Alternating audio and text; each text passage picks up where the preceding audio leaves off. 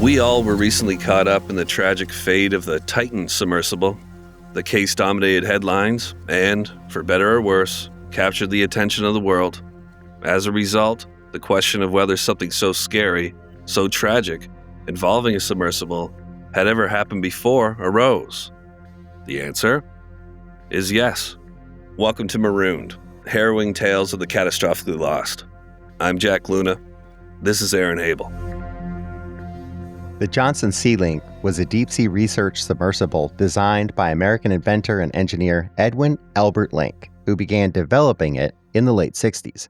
Link, who was 69 years old at the time of the Johnson Sea Link disaster, started off in the aviation business, learning to fly planes shortly after the end of World War I. By the time 1926 rolled around, he and his brother George had opened their own flying school. Link developed a flight simulator he called the Link Trainer, or Blue Box, which was used in World War II to train pilots. All this to say that Edwin A. Link is considered a pioneer in aviation and underwater exploration. In 1931, Link married a reporter from Binghamton, Marion Clayton, who had interviewed him about his flying school. The couple would go on to have two sons, William and Clayton. Link eventually sold his aviation company for around $5 million, opening the door, the hatch, to oceanography.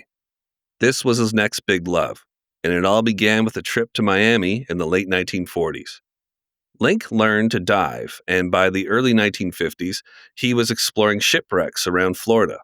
He took some of the profits he made from selling his aviation company and purchased a trawler, christening it Sea Diver, which he fitted with the necessary equipment he would need to explore the depths. Edwin Link, Marion, and their two sons spent their days adventuring out at sea on the Sea Diver, traveling the world and recovering artifacts from sunken ships. Link started developing underwater vessels in the early 1960s. He designed and tested a diving chamber that successfully completed 2 days at a depth of 430 feet in the Bahamas. From there, he began to develop the Johnson Sea Link. The Johnson Sea Link was designed to go as deep as 3,000 feet for the purpose of studying marine life via photography and specimen collection, as well as underwater geology. It was designed for lockout diving, allowing divers to exit the submersible to perform tasks while adjusting to the right pressure. Yeah, Aaron, the Sea Link was 23.6 feet in length, 8.3 feet wide, 10.9 feet high, and weighed 10 tons. It could go to a maximum depth of 3,000 feet, like you mentioned, and had a maximum speed of 1.75 knots, and it also had a crew capacity of 4 people. It was propelled by 6 electric motors and was able to move in any direction, thanks to additional electric motors.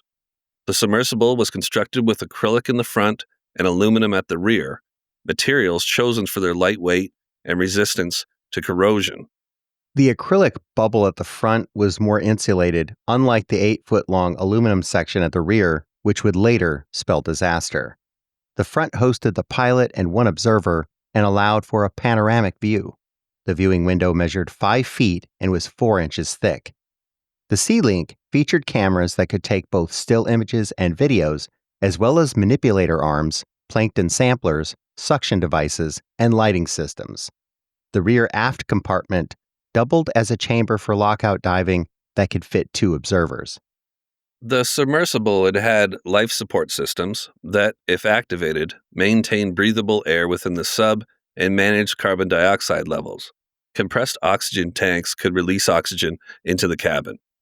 The life support features removed carbon dioxide from the air, maintained pressure and temperature, controlled humidity, and monitored the air to alert for harmful gases.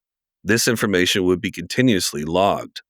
In emergency circumstances, the crew could use backup oxygen cylinders or chemical oxygen generators. During an emergency, for example, the submersible becoming trapped, the life support could offer additional hours of supplies as well as equipment that allowed the crew to communicate with the surface.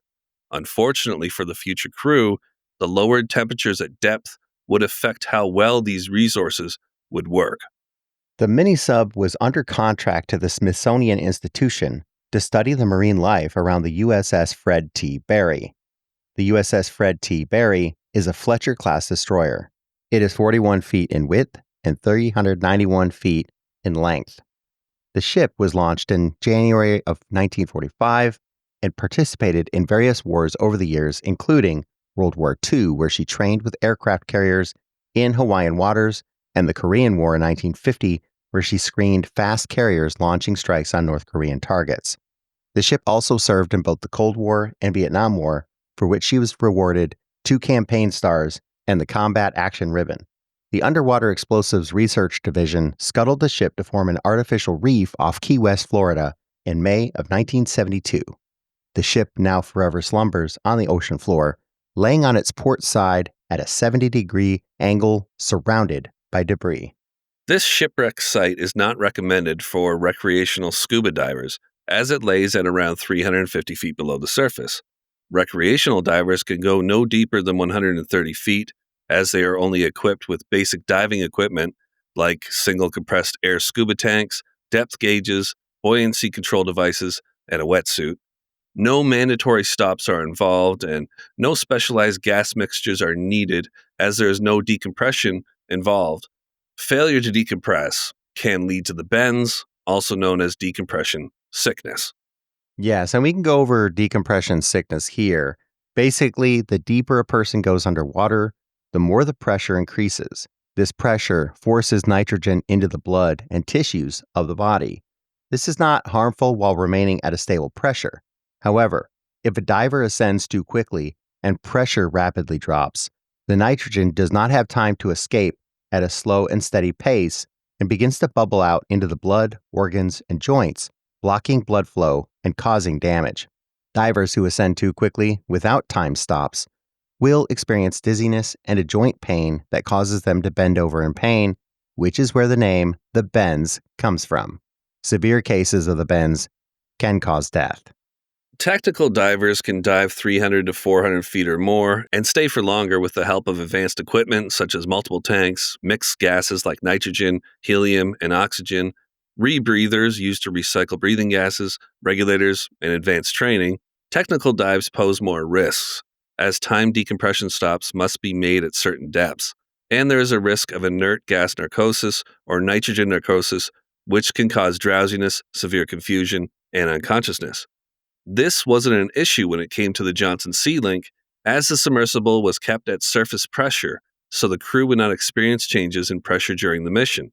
If needed, divers inside the vessel could exit by using the lockout chamber at the rear.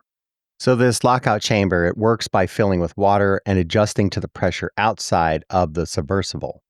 Now, divers are able to then swim out of the hatch and perform their duties. For example, they could collect specimens, they could investigate the environment and the shipwrecks. Then, when they were finished, they could re-enter the chamber to adjust. At the time of the Sea Link incident, this feature was very new. The crew were not prepared for lockout diving. The United States Coast Guard would later report that the Sea Link crew were very casual when preparing for the dive. Yeah, very casual, Aaron. For example, Link and crew member Stover, who would be situated at the rear where it was colder, were not properly dressed for the mission, wearing only shorts and t-shirts. They thought this was going to be just a quick mission so they can go down dressed like this. This was so unusual that crew member Meek pointed out their clothing and reminded them of how cold it was at a depth of 300 feet. But we should properly introduce the crew here first before we get into it, Aaron. Yeah, let's start with Archibald Jock Menzies. He was the pilot of the Johnson Sea Link. He was a native of Scotland and was married and had a son. He was an experienced pilot who had been on many successful dives throughout his career. Then there was Robert Meek. He was 27 years old, a scientist. He was also at the front of the sub with Jock Menzies. Robert Meek was an ichthyologist, which is a marine biologist who specializes in the study of fish, and he was employed by the Harbo Branch Foundation, a nonprofit research organization. Meek had just completed work for a doctoral degree in marine biology at the University of California. He specialized in the life habits of fish with a specific interest in deep sea creatures. Meek was married with a 3-year-old daughter at the time. Clayton Link was the son of Edwin Link, who invented the Sea Link. He was a diver and engineer aboard the submersible and served as the director of diving operations and supervisor of life support systems. He earned a doctorate in fisheries from the University of Washington and was a Navy diver aboard a submarine rescue ship before he joined the Smithsonian Project. Clayton Link was well experienced with underwater expeditions and had been on many prior successful trips. He had a son who was under 2 years old, and he was married. So Clayton was in the rear of the sub. He's one of the ones just dressed in shorts and a t-shirt. He's joined by Albert Dennison, Smokey was his nickname, Stover. He was 51 years old, a diver. Albert Stover, he served as diver on the Sea Link. He was very experienced with deep sea diving and was a 20-year Navy veteran. He was married and had 7 sons.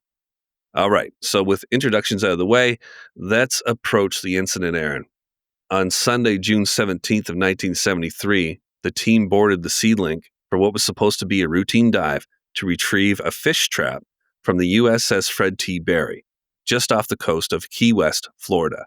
This was the 6th dive to the wreck, with 5 previously successful and smooth dives that went without issue. The crew were lowered into the water by their mothership, the Sea Diver. The Sea Link descended to the wreck site. However, at around 9:45 a.m., it became entangled in cables from the wreckage and could not resurface.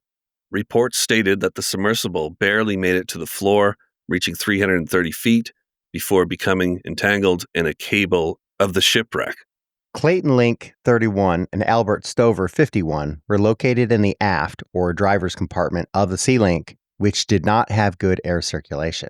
This led to a rapid accumulation of CO2 in their compartment, and the 2 men tragically perished as a result of carbon dioxide poisoning and hypoxia. Scrubbers rely on the chemical reaction between carbon dioxide and soda lime to neutralize CO2 and make the air breathable. Air is circulated through them using electric fans or hand-cranked fans if there is a mechanical failure, where it is scrubbed clean and pushed back out as breathing air. When Clayton Link and Albert Stover's scrubbers failed to do their job due to the poor air circulation in their chamber, the pair would have been slowly poisoned with the CO2 buildup in the air and would have begun to feel confused and drowsy. They would have started getting headaches and become nauseated before losing consciousness. Yeah, so Clayton Link and Albert Stover, they were, again, just want to make it very clear for the audience, they're in the part of the sub that has some water in it. It's the decompression chamber. It's the area where you come out of the bottom and you go out to retrieve this fishing cage that they were using to collect fish and to study them at depth. They're in the back. And in the front section, the man Menzies, he's feeling the effects of all this and starts using his own shirt as a makeshift scrubber by transferring barilamine, that's barium hydroxide and calcium hydroxide, from the scrubber canisters into his shirt and holding it in front of the fans to neutralize the CO2. Up front, they have a lot more that they can have at their disposal to keep the CO2 levels down for them, obviously. So pilot Archibald Jock Menzies and scientist Robert Meek at the front here, they're in that acrylic sphere that Aaron described. They had much better circulation than the aluminum back compartment. The front also had radio communication with the surface. In order to prolong their supplies, Meek and Menzies at the front minimized all physical exertion and tried to remain calm as they tried to get out from these cables, which at a certain point they realized they were completely stuck and stopped. Rescuers, including Navy officers aboard the Navy submarine Amberjack, worked hard trying to free the Sea Link with the help of a commercial research vessel, the A.B. Wood. The crew of the Sea Diver, the Sea Link's mothership, received a distress call by radio and contacted the Coast Guard for assistance at around 9:45 in the morning. The rescue began around 10 a.m. that same day. The USS Trenga, a submarine auxiliary rescue ship, had reached the Sea Diver by 4:15 p.m., and at around 10:51 p.m., after several grueling hours of attempting to position the vessel in the exact spot above the Sea Link, divers were finally ready to descend from the Trenga. So the divers, they descended down to survey the entrapped submersible. At first, they thought a single cable had snagged the sub. However, on closer inspection, they realized the Sea Link was tangled in a mess of cables and wires. The divers could only be down there for 30 minutes at a time before making a slow ascent back to the surface. In total, 30 minutes of work took around 3 hours. During the second descent, a pair of divers themselves became entangled in the massive cables and had to be retrieved after less than 20 minutes. And Aaron, I got to say here, what a scary scene, obviously, all around. But you imagine those in the sub down there stuck, seeing the divers finally start to come down and then retreat as they begin to have problems here. That's going to cause a lot more anxiety for them, obviously. Yeah, it's pretty terrifying. It's almost like there's a giant kraken down there Yeah, that's got a hold of everybody, and you're in there trying to help, and then you're ensnared in it. right. And you see those divers coming in to save you, and it's almost like they're backing away in fear, but that's not what's happening. Obviously, it's just they're backing away, and oh my god, they're way more tangled than we thought that they were. It wasn't until the third attempt that divers even caught a glimpse of the sea link through a tangled net of cables and wires. Both Meek and Menzies excitedly urged them to come closer, only for the divers to have to return to the surface due to lack of time. Currents swept the ocean floor, the temperature at 300 feet chilled the divers to the bone, and debris and cables made it not only difficult to see, but threatened to tangle any diver that got close to the sea link. The more time that passed, the colder it got inside the submersible. The pilot's cabin dropped to 45 degrees Fahrenheit. Meek explained later that the crew, quote, kept each other going. We kept telling Stover and Link, the Navy will be here. The Navy's coming. And remember, Aaron, Stover and Link, they're in the other part of the submersible that has water in it. And not only is it 45 degrees, but the water is so cold and they're in their shorts and t-shirts back there. By 2 a.m. Monday, Link and Stover went silent. Menzies and Meek in the pilot cabin could be heard on the radio now and again, and it was obvious that morale was slowly depleting. Menzies was described as calm throughout his radio contact with a Dr. David Youngblood, the crew's physician, who was on the surface as part of the rescue team.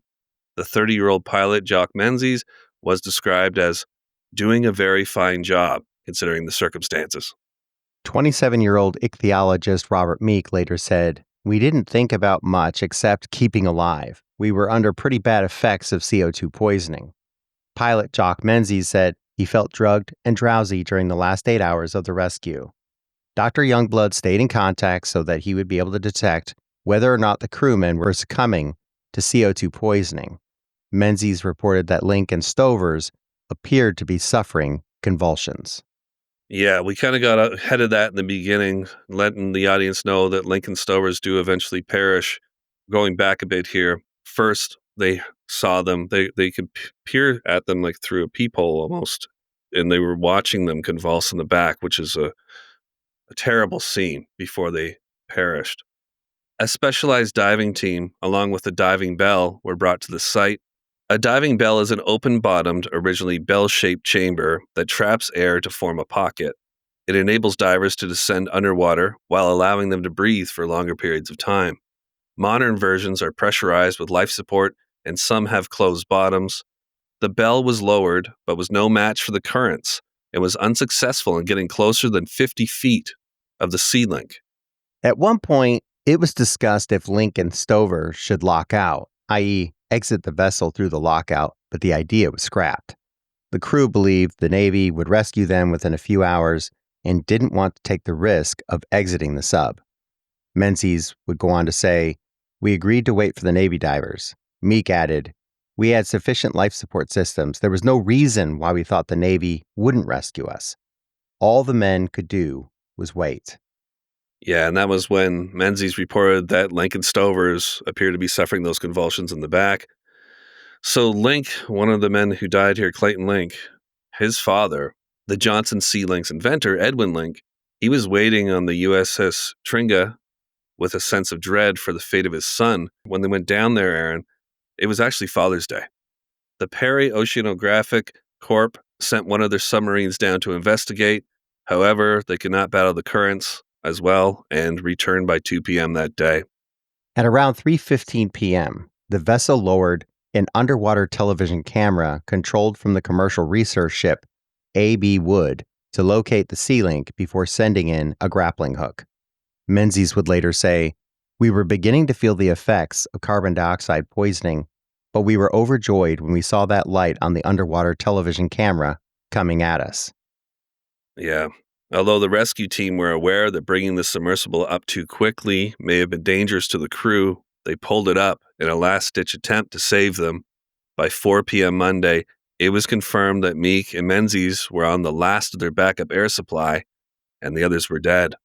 Sometime after 4 p.m. on Monday, June 18th, the Tringa attached a grappling hook, and with one hell of a yank, the heavy-duty sea crane managed to free the Sea Link after 32 hours tangled up there near the ocean floor. There was no celebration when the Sea Link was lifted out of the water. Those involved in the rescue were well aware that half the crew had perished, although they still had hope that they may be alive. Yeah, but we know that they weren't. Meek and Menzie, who were in the pilot's cabin there, they survived. They underwent decompression on the Tringa, a process that took 5 hours. Afterwards, they were confirmed to be 100% fit. When rescuers peered through a small round window that gave a view into the rear of the submersible, they saw Link and Stover slumped over on each other. Fresh air was pumped into the chamber, and water was played over the aft chamber to warm it up. The rear could not be opened for several hours. By the following day, both men were pronounced dead. The cause of death was listed as respiratory acidosis due to carbon dioxide poisoning. Dr. Adalberto Fernandez, Monroe County medical examiner, said of the men's deaths, quote, "They were breathing carbon dioxide in small amounts. It's a stimulant for the respiratory system. In large amounts, it's toxic and renders the patient unconscious. In excessive amounts, it causes death. I think they died in a very smooth way. In that case, it's like taking anesthetic. They go unconscious and don't know when they die." And on this, Aaron, I'll say that, yeah, the guys up front, the pilots, although they saw them convulsing and all that, before that, everyone was calm. There was no pleading and, screaming for their lives or any of that. Everyone was very calm, including the two that ended up just going off to death eventually. Dr. Fernandez estimated Lincoln Stover's deaths to have been 48 hours before the autopsy. Approximately 10 p.m. Sunday is when they would have died, just 12 hours after the submersible became trapped. Not even halfway through the time it took to free the vessel and drag it to the surface. Survivors Menzies and Meek would later say they last heard from Stover and Link around 15 hours after the submersible had become entangled. They kept asking about CO2 levels, Menzies said. They never once spoke about death or said they were dying. A small funeral service was held in a chapel for both men. Blue and orange flowers were arranged into the shape of a mini-sub and anchor. After the service, Clayton Link's body was flown to New York, and Albert Stover's was buried nearby in Jupiter Beach. A fund was established in 1973 in the victims' names to support scholarships and oceanographic research. After burying his son, Edwin Link designed a rescue device that did not need a crew nor pilot on board. The device was named Cabled Observation and Rescue Device, CORD, and its job was to free trapped submersibles. Mr. Link did not give up on his Sea Link and developed a second, which was released in 1975. Both Sea Link 1 and Sea Link 2 were used to explore wreckages for several years. So the Johnson Sea Leak incident was investigated by the United States Coast Guard, and it was concluded that the unconventional dimensions of the Sea Link, combined with its appendages, caused it to get tangled. Pilot error was also cited as a cause. The Smithsonian Institution launched their own investigations, the results of which were kept private. They did, however, deem the Sea Link safe, although not fully developed, and cited engineering and operational decisions as the cause of the incident. They did add that Meek and Menzies performed admirably considering the circumstances. Yeah.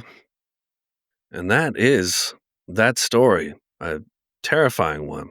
Down there for so long. I mean, the way that I pictured it, Aaron, when they were stuck in those cables, just being stuck in snow is how I was picturing it out here, just going back and forth and trying to get yourself out and realizing, damn it, I need a push. I'm not going to be able to get out of here on my own. But, they're deep underwater in a freaking submarine, and things got dire fairly quickly there, didn't it? Yeah, and it's strange that they're saying that there are some flaws essentially with this vessel, which is why it got entangled. But Hmm. people that went down there to help them were getting tangled up in the mess too.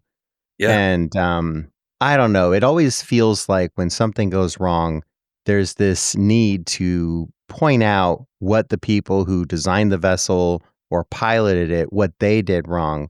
But Right. I think sometimes there are situations that are just bad, and it wouldn't have mattered what the vessel was shaped like Yep. or if it had appendages or not. I think there are just some situations you're going to find yourself entangled in. And Yep. so, yeah, I understand they're trying to figure this whole thing out and assign blame and give reasons, but it also feels a little harsh. I mean, two people, half the crew died, Hmm. and I think it would have been just fine to just say it's bad luck. Right. Why isn't bad luck blamed? I mean, why go after everybody? Why go after Edwin? He lost his son. Why go after the crew? They lost half of their Hmm. crew. It's got to be tough. And, the only reason they were saved really is they were yanked out of there. That eventually worked, and, thank goodness. I mean, there's some risk involved, but they did what they had to do because every minute it seems that they were down there, the risk of death just increased. And to your point there about uh, laying blame and all that, I'm sure that these pilots of these submersible felt guilty enough. You talk about survivor's guilt. Imagine being the pilot of the situation that, you know, two of your crew members died. They're in their shorts and t-shirts, thinking this is not going to be a very long trip, very casual. This was just supposed to be to go to check out some fish, and this all happens. Man, is a terrible, terrible situation. And like I said in the beginning, one of the first when it comes to the submersibles having difficulties in these situations. Titan is the recent one. And I think that this case was mentioned a few times during the whole Titan experience we all went through together, where people were laughing at those guys who went down there to explore the Titanic. I thought that was crazy how society was acting about it, but that's the I don't know, internet comment section world that we live in these days, where people have lost a lot of empathy for one another. It's a brave endeavor, no matter what, whether it's for exploration purposes, for pleasure, or for science. So, Yeah, I remembered of a song I listened to many times. There's a I guess you could say there's a line in there, "It's a dog eat dog world." And that's what I think of when I look at a comment section anywhere. And, hmm, all we have to do is say, "I feel so bad for them. I feel so bad for their families," etcetera. But no, some people can't even muster that up. They're just like, "That's what they get. Good for them." yeah, And, but it rich reminds idiots. us that with any progress, with any exploration, there are risks. And these people who have perished along the way, I mean, they're helping to pave the road, for the future. I mean, it is, a fact that the Titan submersible exploded, Yeah, that it's gone. But there are many other submersibles that go down to great depths all the time, very successfully, and it's because of our knowledge, and it's all yep, based on our failures and our progress. So, kudos to these guys, to these teams that go down there and do the hard work because, it's only gonna make the future better. absolutely. Yep. And I learned something before we go a lot here, and I hope the audience did too about this. But I also learned that Aaron's a Snoop Dogg fan. You just said doggy. Oh no, that's Doggy Dog World. It's a doggy dog world. I got Now, mixed up speaking there. of dogs, no, there's a song, and it's, by Skinny Puppy, which is Mm. originally a Canadian band. Oh, right on. Yep. Yeah, Yep. they would often take lines from movies and stuff, and play them in the music where appropriate. So, I don't Yeah. know where the dog eat dog world came from, but yeah, the exact line is, "It's a dog eat dog world, and there just ain't enough damn dogs." I like that. Yeah, maybe you could play a little bit of that as we drift off to sleep here together, Aaron, in our submersible tonight. I don't Keep know, us I know awake. what you listen to, and I don't think Skinny Puppy fits into that. Well, I'll play Doggy Dog World, and you play that song, and we'll get to know Doggy each other a dog little better. It's a doggy dog world, yeah. I would tell you some of the lyrics from that song, but this is a family show, so This is a I'll family show, Luna. Yeah, we do have to watch that. There are little ones drifting off to sleep or already asleep at this time. yeah. So, yeah, shout out to all the families out there. Yeah, yeah, and you're welcome for beeping out all my swear words and all that. We got some blowback on that. Why do you guys censor yourselves? Yeah, because it's funny? Because I think it's It's funny? funny. Man. Yeah. All right. But Well, hey, yeah, before we go though, also I want to remind everyone, Marooned is here because of all of you. So if you can, let your neighbor know, let your sister know, let your uncle know. Tell yeah. them, listen to Marooned. It's entertaining, it's educational, it's thrilling. Let them know. And also, if you get a chance, leave us a review and be kind to Luna. Yeah, please. Yeah, I can't take it. I can't take much criticism. Very fragile person. Thank Just you. do us a favor and please don't use Chat GPT to write your review. Just whatever comes from you, just put it down. Like As long type it as it's up. human. Yes, Yeah, yes. because here at Marooned, we don't use AI. Sorry. No, we don't. We don't. I've been trying to convince her. No, I haven't. We had a long conversation before we started here about uh, our hate for that. So no, we never will. I Although, think of AI as a tool, mhm, and I think there are circumstances where it's fine. But, when it comes to the creative process, that's yeah, where I like my stuff to come from people. I me prefer it. too. Like if you've seen any of the art for Marooned, it all comes from a guy named Lars. He's very talented. Yeah, We just try to use people here. It's Luna, it's Aaron. We have, I think, a researcher or two, and then we have our artists. So it's a people driven production. yes, So when you see like and non GMO or whatever, this is mm, non AI. exactly. All right. Well, with that, I'm gonna have to bed, Aaron. Throw on some Skinny Puppy, and I'll see if I can drift off to Yeah, good luck. it. Good night, buddy. Good night, Luna.